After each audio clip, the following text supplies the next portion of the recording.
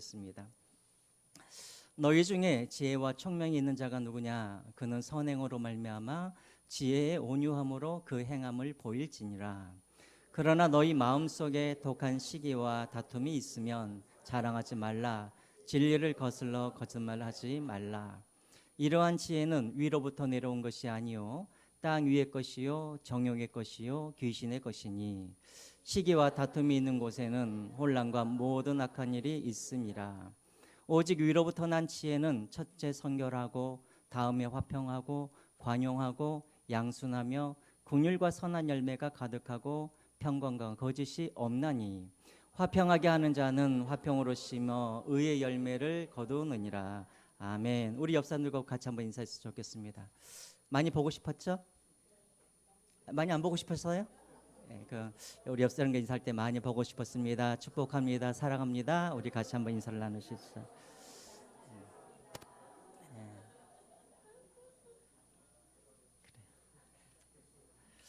원래는 이제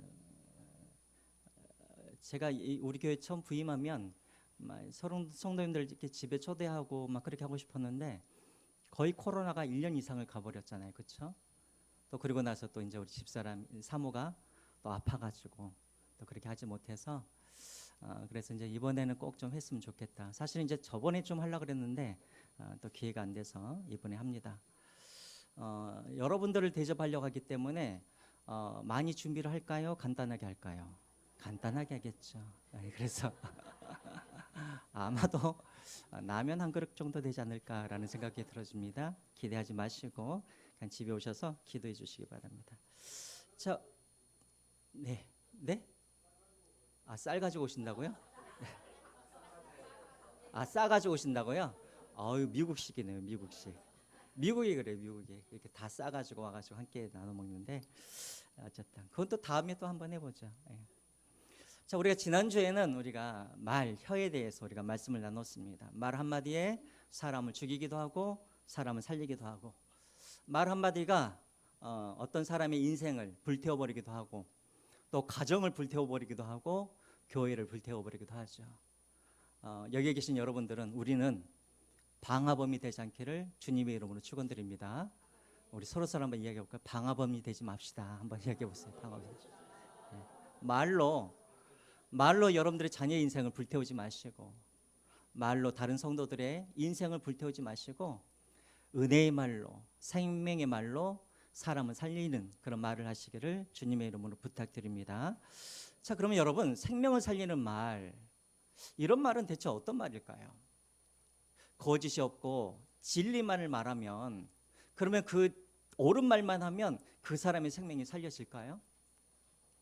저는 그렇게 생각했던 것 같아요. 옛날에는 내가 옳은 말을 하면 그러면 되는 줄 알았어요. 그래서 항상 이제 제가 우리 딸이 어디 있습니까? 항상 제가 저희 딸하고 항상 이야기를 하면 항상 저는 옳은 말을 했어요. 옳은 말을. 왜냐하면 이제 우리 아이들이 어렸을 때는 많이 모르잖아요. 그러니까 어떤 고민이 있거나 문제가 있으면 항상 제가 이 옳은 말, 팩트만을 말을 했어요. 그러면 문제가 해결이 되어야 되잖아요. 아니에요. 팩트만을 이야기했더니 우리 애들이 오히려 마음에 상처를 입는 거예요. 여러분들도 경험하셨을 거예요. 여러분들이 가정에서 부부싸움을 하시면 누가 이겨요? 목소리 큰 사람이 이기세요. 많이 아는 사람들이 이기는 것 같아요. 그러니까 보통은 보면은 보통입니다. 우리 교회는 이제 제가 어쩔지 모르겠지만 남자들이 대부분 이겨요. 그렇죠? 아니요, 우리 교회는 안 그래요. 감사합니다. 부부싸움 하면 항상 남자들이 사회생활을 하니까 듣는 것도 많고 아는 게 많잖아요. 대신에 또 이제 부인들은 이제 가정에서 애들 돌보느라고 그럼 항상 부부싸움을 하면 항상 남자들은 옳은 말을 해요. 팩트로 막 이렇게 막 공격을 해요. 그러면 이제 마지막에는 우리 여자분들이 어떻게 합니까? 그래, 니 잘났다 하면서 그냥 이제 끝나버리죠. 그러면 여러분 옳은 말을 하고 팩트 말을 말했으면 그 문제가 해결됩니까? 아니죠. 더 문제가 더 커지고 부인들의 마음이 더 상처가 있는 것이죠. 그래서 여러분, 지식이 중요한 게 아닌 것 같아요. 뭐가 중요한가? 지혜가 있어야 되는 것 같아요. 지혜가.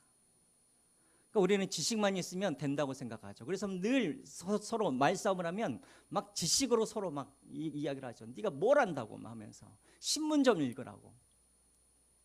그런데 그렇게 해서 이긴들, 그게 이긴 게 아니죠.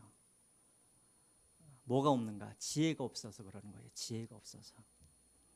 지난주에는 야고보가 말에 대해서 이야기를 했다면, 오늘은 그래서 무엇이 은혜의 말이고 무엇이 생명의 말이 되려고 인가, 그것을 위해서 우리에게는 뭐가 필요하냐면 지혜가 필요하다는 거예요. 지혜가. 그럼 여러분, 지혜라는 게 뭘까요? 지혜라는 게 우리가 잘 알고 있는, 여러분들이 철학자 하면은 여러분들이 알고 계신 분들 누가 있습니까? 소크라테스. 예. 사실 그 사람밖에 모르죠, 우리가. 소크라테스가 이런 말을 했어요. 한번 보여주실까요? 지혜는 지식을 적절하고 바르게 사용할 줄 아는 것이다. 그러니까 지혜는 뭐냐면 지식을 잘 사용하는 것이, 그것이 지혜인 거예요. 그러니까 여러분, 우리가 생각했을 때는 지식이 중요하다고 생각하지만, 사실 여러분, 요즘에 지식이 아주 그냥 충만하죠. 요즘 모르는 게 있으면 다 어떻게 하면 됩니까? 네이버에다 물어보셔요? 저는 구글에다 물어봐요. 근데 요즘에는 저는 이제 챗 GPT가 있어요. 거기다 물어보면 다 알려줘요. 그러니까 요즘은 지식이 없는 시대가 아니에요. 심지어는 돈 버는 법도 물어보면 알려줘요. 그러면 여러분, 지식이 이렇게 많으니까 살기가 좋아졌습니까? 아니죠. 왜 그럴까요? 지식이 중요한 것이 아니라, 지식도 중요하지만 더 중요한 건 뭐예요? 그 지식을 잘 이용할 수 있는 지혜가 있어야 되는 것이죠. 근데 오늘날에는 지식은 많지만 그 지혜가 따라가지 못하는 것 같아요. 그러니까 사회가 좋아지지 않는 것이죠. 성경에서도 보세요. 그래서 하나님도 마찬가지예요. 하나님이 성경에서 한번 보세요. 여러분들에게 하나님이 성경에서 지식을 구하라, 이런 구절 보셨어요? 지식을 구하라. 지식을 구하라. 뭘 구하라 그래요? 지혜를 구하라. 왜냐하면 정말 중요한 것은 지혜이기 때문에 그래요. 우리 잠언 3장 14절 15절 말씀 한번 볼까요? 우리 같이 한번 읽어보겠습니다. 시작. 이는 지혜를 얻는 것이 은을 얻는 것보다 낫고, 15절. 지혜는 진주보다 귀하니 내가 사모하는 모든 것은 이에 비교할 수 없도다. 또 18절입니다. 지혜는 그 얻는 자에게 생명나무라, 지혜를 가진 자는 복되도다. 그래요. 지혜는 은보다도 금보다도 귀하여서 이 지혜는 우리에게 생명을 주고, 그리고 우리에게 복을 준다라는 거예요. 오늘 여기에 계신 여러분 모두에게 그런 지혜가 있기를 주님의 이름으로 축원드립니다. 자, 그래서 야고보가 13절에 이야기를 합니다. 혀에 대해서 이야기를 하면서 그 다음에 뭐에 대해서? 지혜에 대해서. 13절 한번 볼까요? 13절.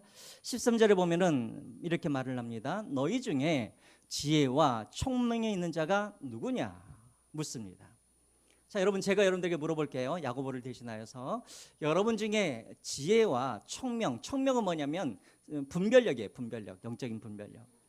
다시 묻습니다. 여러분 중에 지혜와 총명이 있는 자가 누구입니까? 자, 생각을 해보세요. 우리 교회 중에 지혜와 총명이 넘친 사람이 누구인가? 또 제가 여러분들 속으로 이제 한번 대답해 보세요. 여러분들은 지혜로운 분들입니까? 지혜롭지 못한 어리석은 사람입니까? 속으로 대답을 해보세요. 제가 만약에 입으로 말을 하려고 그랬다면 여러분들 다 아유, 목사님 제가 뭘 한다고요? 그럴 텐데, 속으로 한번 대답해 보십시오 하면은 아마 여러분 중에 대부분은 당연히 지혜가 있죠. 저같지만 지혜가 있으면 우리 교회는 부흥할 거예요. 아마 다들 그런 마음을 갖고 있을 거예요. 여러분, 우리 중에는 당신 지혜로운 사람입니까? 하면은 말로 하려 할 때는 겸손하니까 아유, 저는 아는 게 없습니다, 지혜롭지 못합니다고 말을 하지만, 속으로 대답해 보라고 하면 우리 모두는 나같이만 지혜로워라 하면서 다들 나는 지혜롭다라고 그렇게 생각을 하죠. 한 사람도 우리 스스로가 어리석다라고 생각하는 사람들은 한 사람도 없습니다. 자, 그러면 야고보가 이렇게 이야기하는 거예요. 야고보도 다 알아요. 너희들에게 지혜 있는 자가 누구냐 하면은 속으로는 다 내가 지혜 있습니다 라고 말을 하는 줄을 야고보도 알아요. 그래서 13절 다시 한번 보세요. 그러면 야고보가 이 말을 하는 거예요. 너희들에게 지혜가 있으면 그 지혜를 내게 보여달라는 거예요. 보여달라는 거예요. 우리가 지금까지 계속해서 이야기하고 있는 게 이거잖아요. 믿음이 있느냐? 믿음이 있으면 뭐 해라? 보여달라. 무엇으로? 열매로. 13절 말씀도 마찬가지입니다. 너희들이 지혜가 있느냐? 그래, 지혜가 있다고 하면 그것을 나에게 좀 보여달라는 거예요. 무엇으로? 그 뒤에 나와 있죠. 선행으로 말미암아 지혜의 온유함으로 그 행함을 보일지니라 라고 되어 있죠.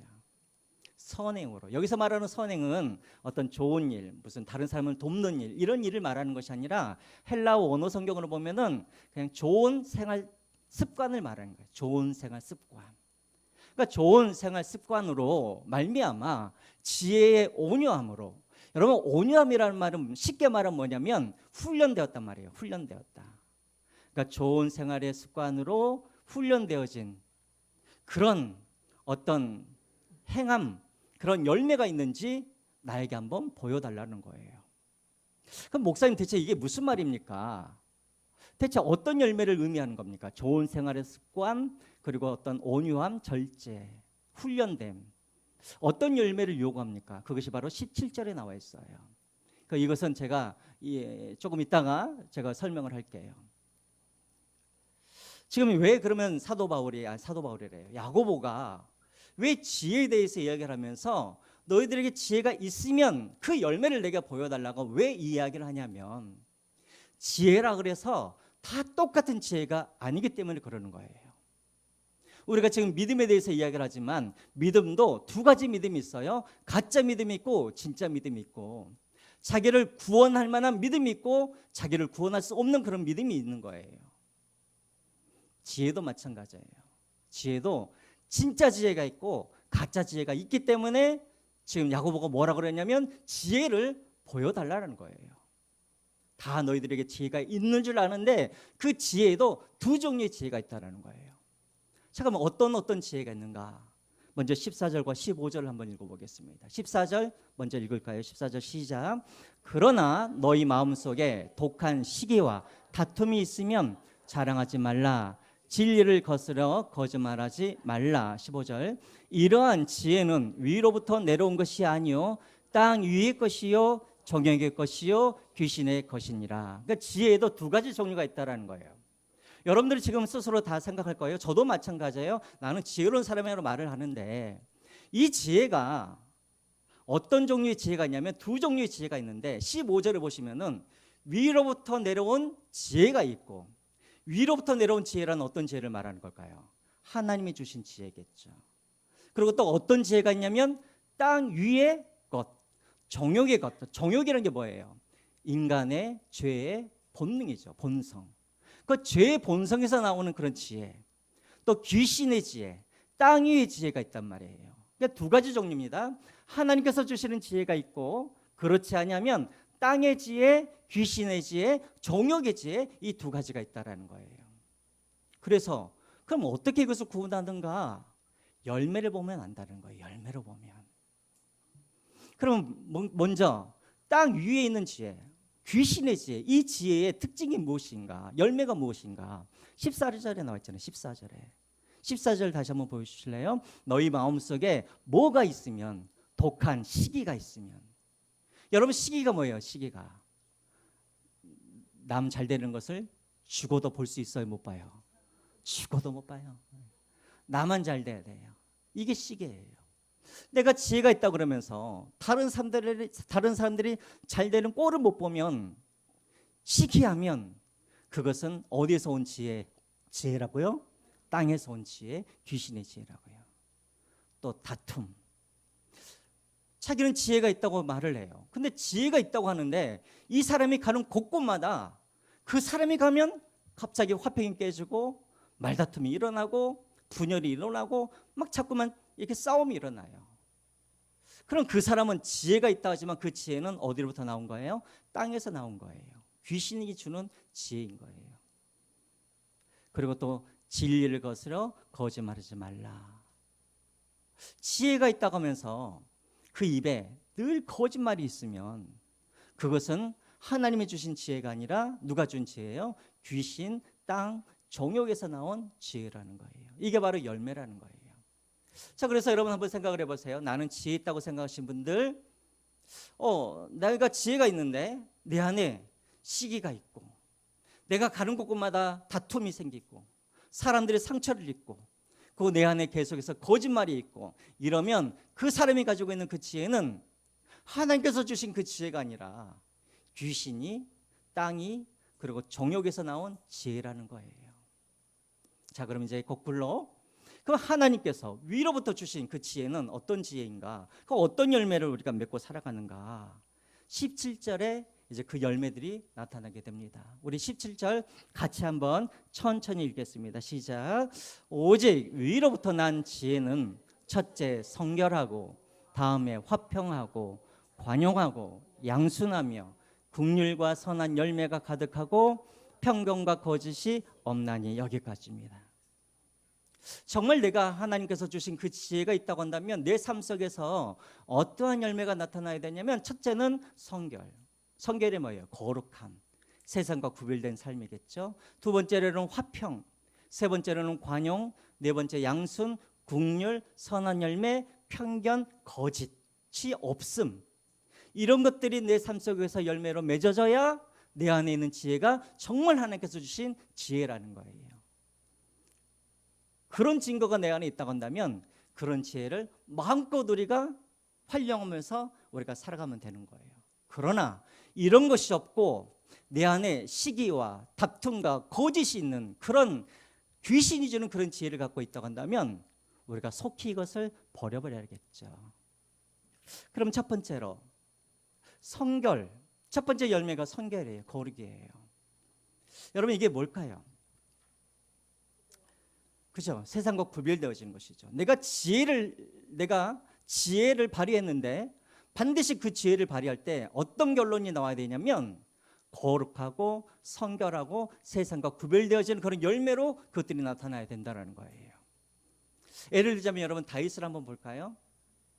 다윗이 그 인생에 있어서 딱 하나의 사건을 인생의 지우개로 지울 수만 있다고 한다면 딱 하나 지우고 싶은 사건이 하나가 있죠.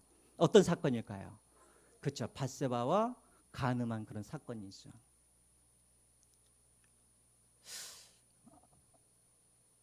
저녁에 잠이 오지 않아서 궁전을 헤매다가 아리따운 여인이 목욕하는 모습을 봅니다.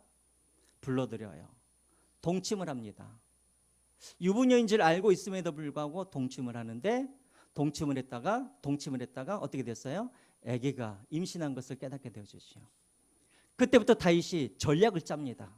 지혜를 발휘해요. 어떻게 하면 이 사건을 덮을 수 있을까? 그래서 첫 번째로 뭘 합니까? 전쟁터에 나가 있는 밧세바의 남편 우리아를 데려와가지고 예루살렘에 불러가지고 자기 부인 밧세바와 뭐하게 해요? 동침하게 하는 것이죠. 근데 어떻게 되었습니까? 실패하게 되어지죠. 이렇게 하다가는 내 죄가 드러나겠다 싶어서 이제 어떻게 합니까? 우리아를 다시 전쟁터에 보내서 그 누구도 눈치채지 못하게 전쟁터에서 자연스럽게 죽도록 그렇게 전략을 짜게 되어지죠. 그래서 우리아가 어떻게 됩니까? 결국은 전쟁터에서 죽게 되어지죠.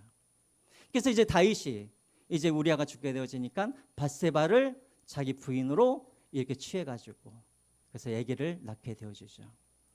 여러분 여기까지만 보면 다윗이 성공한 거예요? 성공하지 못한 거예요? 성공한 거죠. 왜요? 자기의 죄가 드러났어요? 안 드러났어요? 드러나지 않냐고 모든 것이 다 자연스럽게 잘 되어갔잖아요. 근데 여러분 그의 지혜의 결과가 뭐예요? 부정함이죠. 죄죠. 그럼 여러분 이 지혜는 하나님께서 주신 거예요? 아니면 귀신이 땅의 지혜예요? 땅의 지혜인 것이죠. 결국은 이 다윗의 이 지혜로 말미암아 어떤 일이 벌어졌습니까? 자기의 자식들이 다 불행하게 되어지고 나라가 큰 위기에 빠져들게 되어지죠. 여러분, 지혜를 하나님의 지혜가 내게 있으면 항상 그 결과는 어떤 모습으로 나와야 되냐면 거룩함으로, 구별함으로, 선결함으로 드러나야 되는 거예요. 제 둘째 누님이 이번에 이제 휴가를 갔대. 둘째 누님이 이제 같이 이렇게 휴가를 보냈는데, 제 둘째 누님이 지금 이제 압구정에서 10몇 년 동안 살고 있어요. 왜 거기서 살고 있냐면 부자여서 사는 게 아니라 딸이 애를 좀 봐달라고 했는데 거기서 이제 애를 봐주다가 10몇 년째 지금 거기 있는 거예요. 여러분, 딸들이 애 봐달라 그러면 가지 마세요. 첫째 애를 다 봐주고 이제 끝이다 했더니 둘째가 나버려가지고 지금 거기에서 그렇게 하고 있어요. 그래서 이제 거기에서 이제 큰 교회를 다녔어요. 강남에 있는 큰 교회. 구역 모임도 하고 거기에 정말 돈밖에 없는 사람들과 그렇게 구역 모임을 하는데 충격을 받고 충격을. 한 번은 구역 모임을 하는데 어떤 돈 많은 여자분이 하나님께서 은혜를 베풀어 주셨다고 하면서 이야기를 하는데 그 달에 돈을 엄청 많이 벌었다라는 거예요. 근데 그 이야기를 딱 하는 걸 보니까는 이것은 탈세한 거예요. 탈세. 자기가 보기에는. 이제 누님의 이제 딸이 지금 판사로 법조인으로 있어서 물어봤더니 다 그 죄예요. 탈세했어요. 그리고 돈을 벌었는데 어떻게 돈을 버냐면 불법과 합법 사이를 왔다 갔다 하면서 돈을 번 거예요. 근데 그러면 그 부끄러운 일이면 그냥 잠잠해야 되잖아요. 근데 구역 모임 때 그것을 자랑처럼 이야기를 한다는 거예요. 왜 그랬을까요? 그 사람은 그것이 불법인지 죄인지를 모르고 있는 거예요. 오히려 그것을 자랑하는 게 뭐냐면 내가 이렇게 나는 지혜로운 사람이 하면서 막 자랑을 하는 거예요. 마지막에는 뭐라 그러냐면 모든 것이 다 하나님의 은혜입니다 하면서 그렇게 하나님께 간증하듯이 이야기를 한다는 거예요. 여러분, 그 사람이 탈법하고 탈세하고 합법과 불법 사이에 왔다 갔다 하면서 그렇게 지혜를 발휘해서 돈을 그렇게 모았다 간다면 그것은 하나님의 은혜입니까? 하나님께서 주신 지혜예요? 절대 아니에요. 그것은 귀신이 준 지혜인 거예요. 여러분, 우리가 착각해서는 안 돼요. 내가 막 부자가 되어지고 막 모든 일들이 다 잘 됐다 그래서 편법으로 막 지혜를 발휘하는데 그것이 편법이고 마지막 열매가 거룩함이 아니라 부정한 것이고 세상과 구별되지 않는 그런 열매를 맺었다고 한다면 그것은 하나님께서 주신 지혜가 아니라 귀신이 준 지혜인 거예요. 그런 거 가지고 하나님께 감사하지 마세요. 첫 번째로 내가 정말 하나님의 지혜를 가졌다고 한다면 우리에게는 어떤 열매가 있어야 되냐면 거룩, 성결, 세상과 구별된 삶으로 열매가 맺어져야 되는 거예요. 여러분들에게 그런 열매가 있습니까? 그렇다면 여러분들에게 있는 그 지혜는 하나님께서 주신 지혜입니다. 두 번째로 어떤 열매예요? 두 번째 어떤 열매예요? 화평이에요. 화평. 그러니까 여러분, 정말 하나님께서 내게 주신 그 지혜가 있다고 한다면 이 사람은 가는 곳곳마다 어떤 일들이 일어나야 되냐면 다툼이 있는 곳에, 시기와 나눔이 있는 곳에 이 사람이 가면 뭐가 이루어져야 되는 거예요? 화평이 이루어져야 되는 거예요. 화평이. 반면에 아까 우리가 앞에서 보았던 것처럼 귀신이 준 지혜, 정욕의 지혜, 정욕의 것, 땅의 것, 이런 것들은 가는 곳곳마다 뭐가 일어나냐면 다툼이 일어나는 거예요. 저를 한번 보세요. 제가 전에도 한번 여러분들에게 이야기를 했을 거예요. 제가 이제 미국에 있었을 때 한 교회 이야기를 들었는데 실제예요. 교회가 두 쪽으로 딱 나누어졌어요. 그래가지고 교회가 쪼개졌어요. 그 이유가 뭐냐면 이제 목사님이 이제 감리교인데 목사님이 새로 교회에 부임해 왔어요.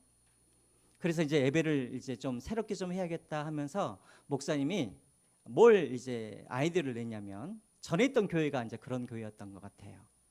예배를 시작하기 전에 촛불을 켜는 거예요. 근데 예배를 시작하기 전에 촛불을 켜는데 누가 켜냐면 매주마다 한 가족씩 한 가족이 나와가지고 그 촛불을 가지고 나와가지고 강대상에 있는 촛불에다가 딱 촛불을 켜면 성가대가 찬양하면서 예배가 시작되어지는 거예요. 그러니까 목사님의 의도는 뭐냐면 가족이 나와가지고 촛불을 딱 켜면 이것이 가족들이 헌신의 의미로 그렇게 하자라는 거예요. 매주 한 가정씩 나와서 아이들과 함께 하나님 앞에 오늘 우리 가정이 하나님 앞에 헌신합니다 하면서 촛불을 딱 켜면 예배가 그렇게 시작되어지도록. 여러분 좋아 보여요? 안 좋아 보여요? 이쪽은 별로인 것 같고. 자, 장모님, 그 목사님은 늘 예배를 그냥 구경꾼처럼 하고 있으니까 좀 매주마다 한 가정씩 이번 주에는 김기수 가정 집사님 가정이 나와가지고 불을 켜고 헌신, 또 다음 주에는 뭐 장로님 가정이 나와가지고 불을 켜고 헌신, 그렇게 매주 그렇게 하자는 거예요. 장로님들이 난리가 났어요. 아니 우리가 천주교도 아닌데 무슨 강대상에다가 촛불을 켜놓고 우리가 예배를 드리냐고. 그래가지고 목사님은 섭섭하죠. 내가 그래도 처음 부임해 왔는데 좀 내가 하자는 대로 좀 해주면 좋을 텐데 이게 무슨 촛불이 핵심이 아니라 헌신이 핵심인데, 또 장로님들 입장에서는 아니 우리가 개신교인데 무슨 천주교도 아니고 무슨 이런 식으로 촛불을 켜가면서 그렇게 할 필요가 있냐고. 다른 식으로 헌신하면 되지. 여러분 누가 맞아요? 누가 맞아요? 자, 이것부터 시작돼가지고 결국은 뭐 촛불 때문에 교회가 나눠진 건 아니지만 이때부터 서로 마음이 상해가지고 목사님 파와 장로님 파가 서로 나눠지더니 결국은 교회가 쪼개져 버렸어요. 목사님도 일리가 있어요, 그렇죠? 또 장로님들도 일리가 있어요. 다 자기들이 지혜를 발휘해서 그 일을 한 거예요. 그런데 결국은 그 지혜는 쪼개짐으로, 다툼으로 끝이 나버렸어요. 그럼 이 지혜는 하나님께 온 지혜예요? 아니에요. 하나님께 온 지혜가 아니라는 거예요.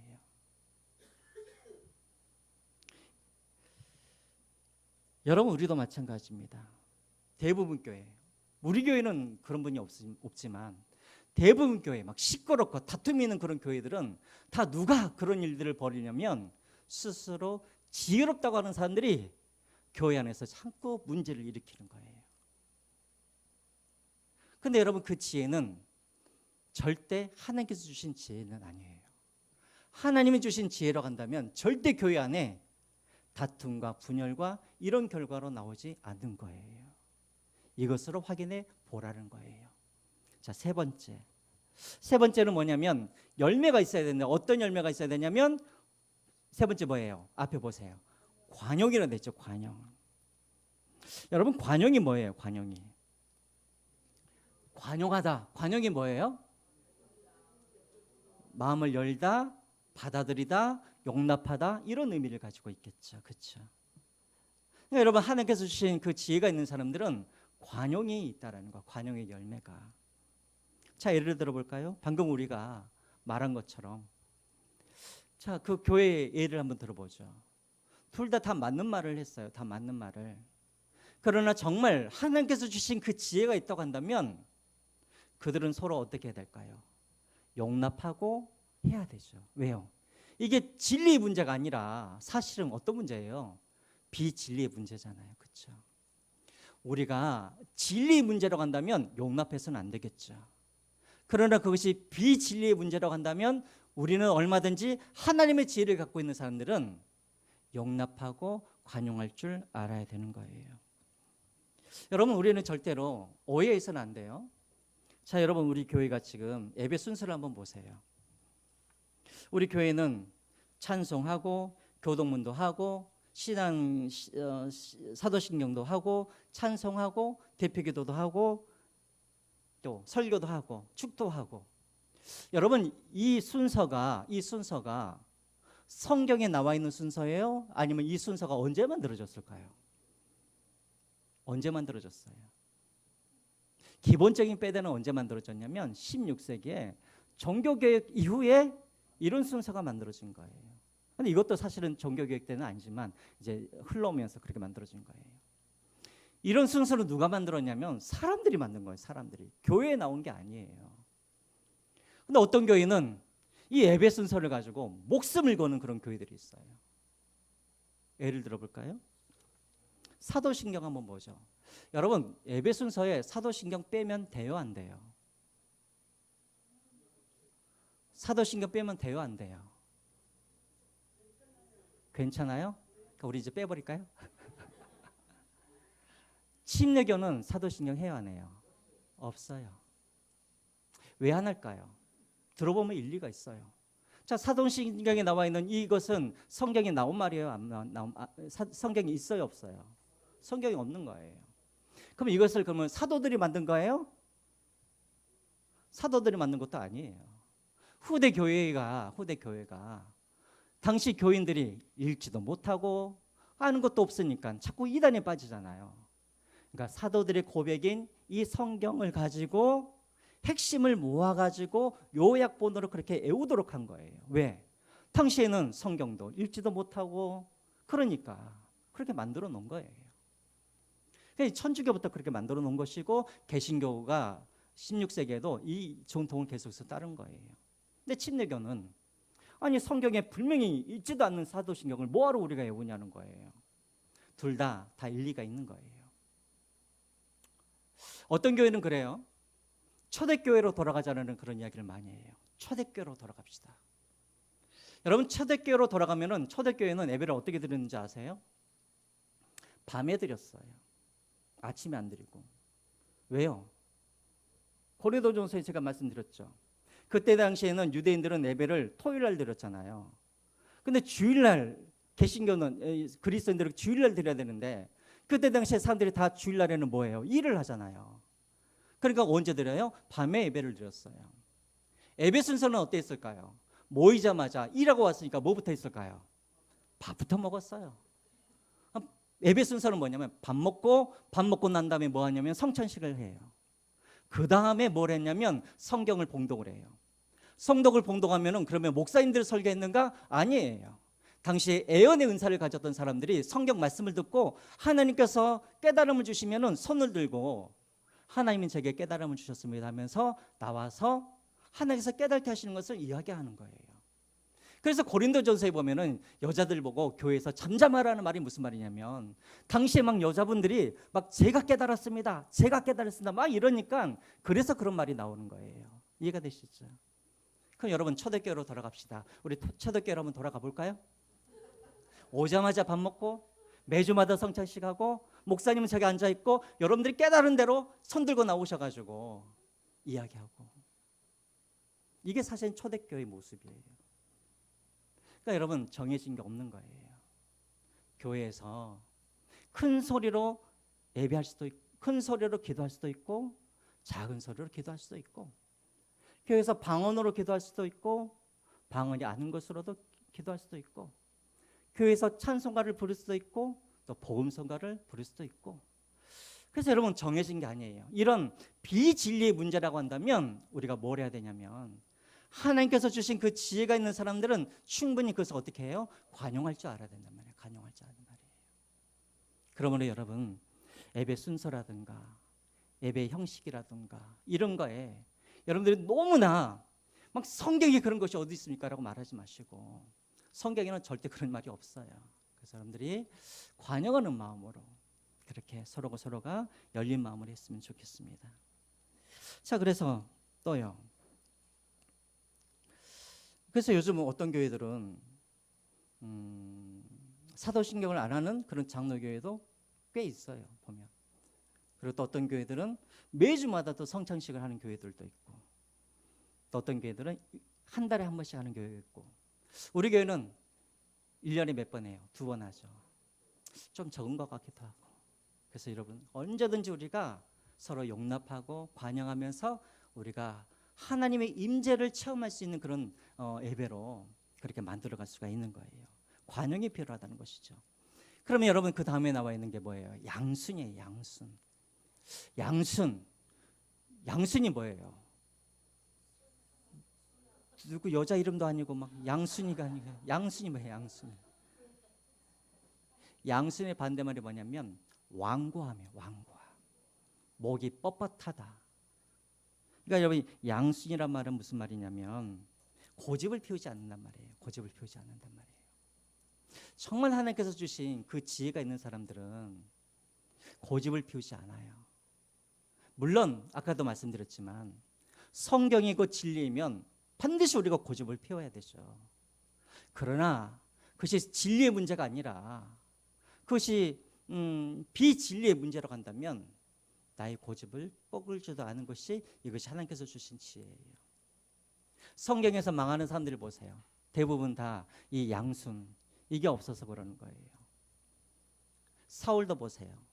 사무엘상 15장에 보면은 사울이 망한 이유가 뭐냐면 그의 완고한 마음 때문에 그래요. 바로도 하나님께서 그렇게 많은 기회를 주셨지만 10번의 재앙을 다 맞도록 그는 고집을 피우다가 결국은 그렇게 되어지잖아요. 아합도 마찬가지고 망한 사람들은 다 뭐가 문제냐면 양순이에요. 이 양순이 없다는 말은 무슨 말이냐면 그에게 하나님께서 주신 지혜가 없다는 말이에요. 여러분, 오늘 여기 계신 여러분들은 하나님께서 주신 그 지혜로 말미암아 나 한번 마음 먹으면 나는 끝까지 갑니다 이러지 마시고 이렇게 고집 피우지 마시고 관용함으로 그렇게 여러분들 지혜를 사용하시기를 주님의 이름으로 축원드립니다. 네 번째는 국률입니다. 국률. 하나님께서 주신 지혜가 있는 사람들은 국률이 있는 거예요. 이건 너무나 당연하죠. 왜요? 하나님으로부터 온 것이기 때문에 당연히 그 지혜에는 하나님의 성품이 담겨져 있겠죠. 그렇죠? 하나님의 성품이 뭐예요? 사랑이잖아요. 사랑. 그러니까 그 지혜를 발휘하는 곳에는 항상 무엇이 드러나냐면 하나님의 사랑과 국률함이 있는 거예요. 시간이 없으니까 계속해서 보겠습니다. 편견. 하나님의 지혜는 온전한 것입니다. 그래서 하나님의 지혜가 있는 사람들은 절대 편견을 갖지 않아요. 어떤 분은 그래요. 목사님 꼭 들어봐야 아나요? 안 봐도 알아요 하면서 편견을 갖고 있는 분들이 있어요. 어떤 사람에 대해서 또 교회에 대해서 누구에게 대해서. 그러나 여러분 하나님의 지혜는 완전하고 온전한 것이라 치우침이 없고 편견이 없는 것이 하나님의 지혜인 거예요. 제가 이렇게 교회에서 제가 목회생활을 하다 보면 들어보면 대화해 보면 다 이해가 돼요. 다 이해가 돼요. 문제는 뭐냐면 안 들으려고 그러고 대화를 안 하니까 자꾸만 오해가 생기고 편견이 생기는 거예요. 그런 사람들은 하나님께서 주신 지혜의 사람이 아닌 것이죠. 하나님의 지혜는 부족함이 없어요. 온전해요. 그래서 편견이라는 것 있을 수가 없는 거예요. 그래서 여러분 들으시고 대화하시고 그렇게 하시길 바랍니다. 마지막으로 거짓이 없음입니다. 거짓이 없음. 이것은 아까도 제가 말씀드렸지만 아무리 내가 어떤 문제가 생겨가지고 그것을 거짓말을 해가지고 그 문제가 해결됐다고 해서 그렇다고 해서 그것이 야 하나님께서 내게 지혜를 주셔서 그렇게 했다라고 그렇게 말씀하시면 안 되는 거예요.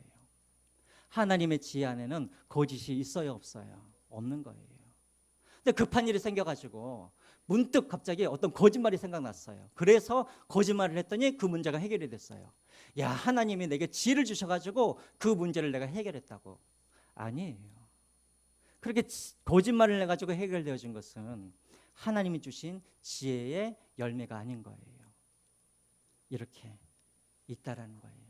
자 그래서 여러분 다시 한번 17절 말씀 한번 보겠습니다. 정말 내 안에 하나님께서 주신 지혜가 있다고 한다면 내게 이런 열매가 있어야 된대요. 첫 번째는 뭐? 성결. 두 번째는 뭐? 화평. 세 번째는 뭐? 관용. 네 번째 양순. 다섯 번째 국률. 또 선한 열매 가득하고 편견, 거짓이 없음. 이런 열매가 내게 있으면 지금 내 안에 있는 이 지혜는 분명히 하나님께서 주신 거예요. 그러나 이런 것이 없다고 한다면 내 안에 있는 이 지혜는 땅의 것이고 정욕의 것이고 그리고 귀신의 것이기 때문에 어떻게 해야 될까요? 기도하면서 하나님이 지혜 주시도록 기도해야겠죠. 그래서 여러분 우리가 마지막으로 우리 성경 말씀 좀 보겠습니다. 야고보서 그 뒤에 걸 한번 보시겠어요? 야고보서 1장 5절 말씀. 우리가 너무나 잘 알고 있는 말씀입니다.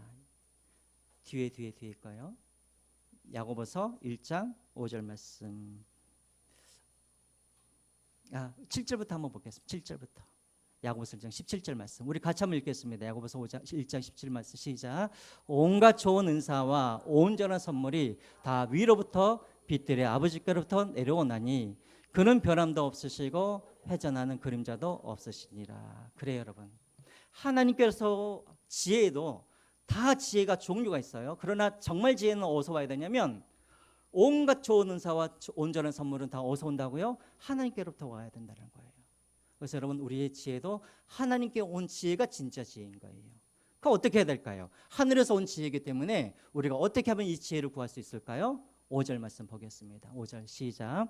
너희 중에 누구든지 지혜가 부족하거든 모든 사람에게 후히 주시고 꾸짖지 아니하시는 하나님께 구하라. 그리하면 주시리라. 위에서부터 주시는 지혜이기 때문에 내 노력으로 이것을 얻는 건 아니에요. 하나님 앞에 겸손하게 기도하심으로 하나님께 지혜를 달라고 구할 때 하나님의 지혜가 우리에게 임할 줄 믿습니다. 이 지혜로 화평을 이루어 가시고 성결한 삶을 사시고 선한 열매를 많이 맺어 가셔서 그렇게 여러분들의 삶 속에서 가정에서 하나님의 나라를 세우고 확장해 가는 우리 모든 성도님들이 되시기를 주님의 이름으로 부탁드립니다.